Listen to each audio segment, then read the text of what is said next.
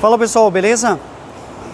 Aqui ó, HB20 1.0, 12 válvulas, 2015, motor superaquecendo, tá? O ventilador não está funcionando nem a primeira e nem a segunda velocidade. Foi feito aqui os testes de atuadores via equipamento diagnóstico e não aciona nem a primeira e nem a segunda velocidade. Detalhe que aqui no eletroventilador, na carcaça do eletro, a gente tem uma peça que é essa daqui, ó, que é a nossa resistência do eletroventilador. De um lado a gente tem 3 terminais e de outro lado a gente tem 2. Aqui vai para o ventilador e aqui vem do carro, da caixa de fusíveis.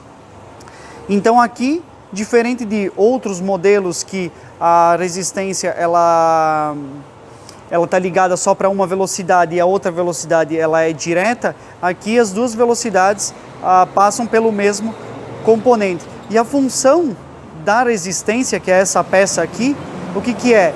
É para haver duas velocidades com tensão de bateria. Uma delas é direto, que é a segunda velocidade, é tensão de bateria, e a primeira velocidade ela tende a girar com uma velocidade menor, porque a nossa tensão passa pela resistência. Então a resistência derruba o valor de tensão, fazendo o ventilador girar com menor velocidade. E vamos ver como é que a gente faz o teste aqui dessa peça. Bom, aqui na bancada a gente tem um multímetro, a gente tem a peça velha que estava no carro e uma peça nova. Então a gente vai fazer a comparação aí entre elas para a gente fazer um teste. Então, como eu tenho 3 terminais aqui e 2 terminais, eu sei que o meu negativo ele é direto, o fio do meio ele passa pela resistência e o segundo ele é uma ligação direta interna aqui no circuito, tá? Então vamos lá, vamos pegar primeiro aqui o meu negativo, ó, multímetro, dando uma resistência de 0,4 ohms, vamos lá.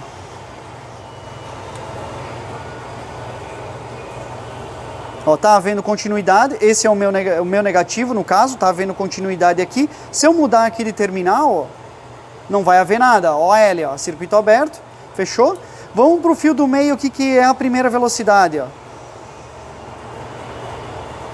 Ó, não está dando nada, circuito aberto, significa que a minha primeira velocidade aqui não está funcionando. Por mais que eu possa vir aqui, ó, essa aqui é a resistência, vou conectar aqui para ver se há continuidade da resistência. Ó, tá havendo ali uma continuidade de 1,3 ohms, tá?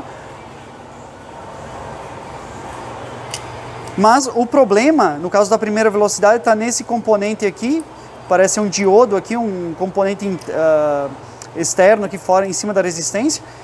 E a minha segunda velocidade, vamos ver aqui se está passando direto aqui, né? Ó, resistência de 0,4 ohms. Tá? Que é praticamente a resistência dos cabos aqui do multímetro. Antes, quando eu desmontei e fiz esse teste, não estava havendo passagem aqui nem da segunda velocidade. Ó. Talvez no manusear a peça ali, ele fechou o circuito aqui e voltou a funcionar. Ó.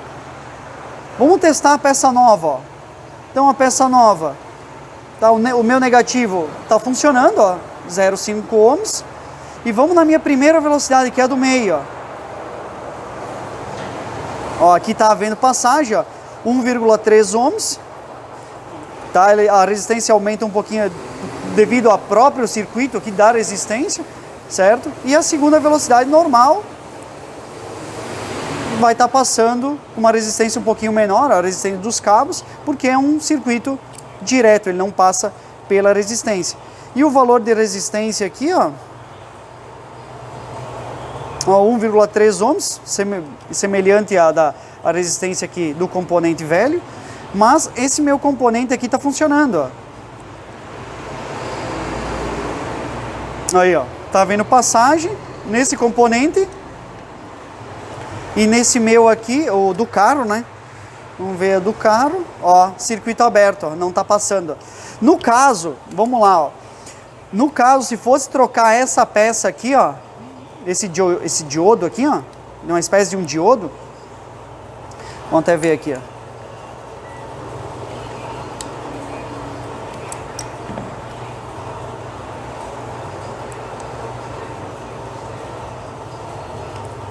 tá? Ele um resistor, tá vendo passagem dos dois lados. Se fosse trocar essa pecinha aqui, voltaria a funcionar, certo? Muitos fazem o quê? Que é colocar um fio, estanhar um fio direto. Nunca faça isso, porque ele é um circuito de proteção. Se gerou problema, e até porque a gente nem sabe, tu vai comprar isso aqui, tu nem sabe qual é a peça certa para colocar aqui, substituir essa e ressoldar, tu não sabe qual a calibragem desse componente. Então, uns soldam um fio direto. Se você colocar um fio direto, ele vai funcionar, tá? Então, só que aí também vai funcionar de uma forma irregular. Então, acaba colocando um problema no carro. Se já gerou defeito, não adianta ficar fazendo gambiarra ali para colocar problema no carro. O certo é fazer a substituição da peça, justamente por essa calibração aí do componente. Então, eu vou colocar ele em cima e vamos fazer a atuação dele via scanner. E aqui no carro apareceu um outro problema, tá? Então a resistência, ela é a consequência de um problema aonde, ó, no eletroventilador. Então agora eu vou testar ele para vocês, porque o que acontece, ó, fazendo a atuação via scanner, tá? Ele quer começar a girar e ele não consegue, ó. Dá para ver, ó, o chicote como é que tá, ó. Tá, esse, pelo jeito que já é batido, né? Até a gente dá para ver ali pelo radiador, esse cara que é um câmbio manual e ele tá com um radiador de câmbio automático, tá? Então daqui um pouco não se sabe se o eletroventilador é do carro ou foi trocado também. Então eu vou fazer o teste aqui do eletroventilador. Deixa eu pegar aqui. Aqui eu vou ligar o negativo. E aqui eu vou pegar multiprobe,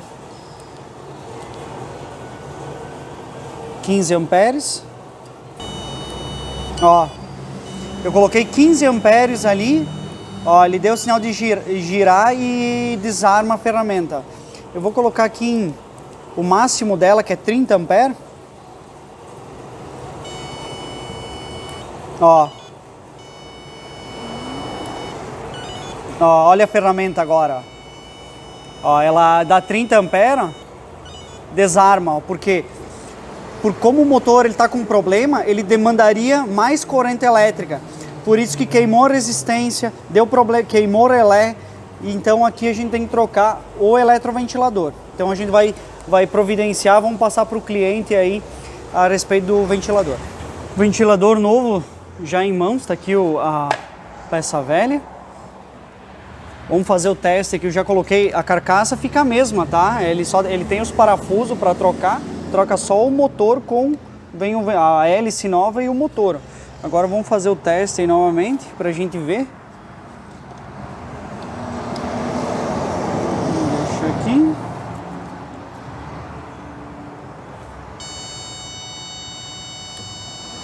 Olha, ó. Consumo aí de 10 amperes, 10 amperes e uma resistência de 1.1 ohms. Tá aí, ó. Show de bola. Funcionando. Agora vamos colocar ele em cima. Aqui, ó, o eletroventilador ali, ó, já instalado. Agora eu vou fazer a ativação aqui via scanner. Ativado.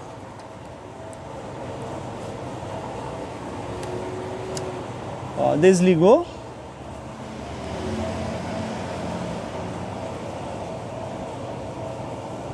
Agora sim, ó, funcionando, tudo certinho. Ativei, funcionando. Beleza? Agora já coloquei água, já liguei tudo. E agora vamos botar ele para funcionar. Enquanto ele está lá funcionando, eu desmontei aqui o motor do eletro aqui, ó, para vocês verem como que é, ó. Então aqui a gente tem a carcaça. Aqui,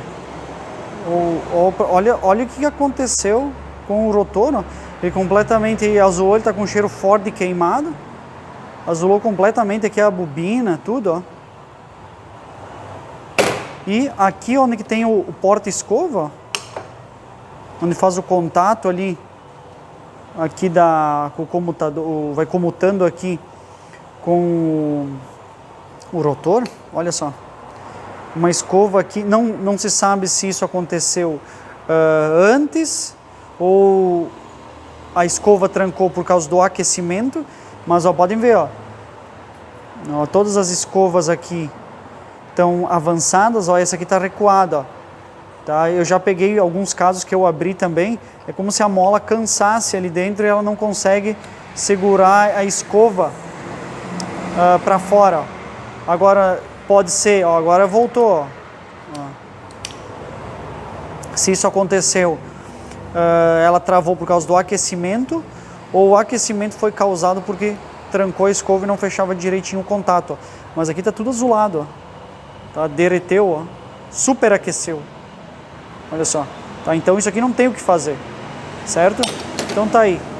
Substituída a peça e tudo funcionando. E quando se fala em sistema de arrefecimento, a gente sempre pensa em quê? Em aditivo, né?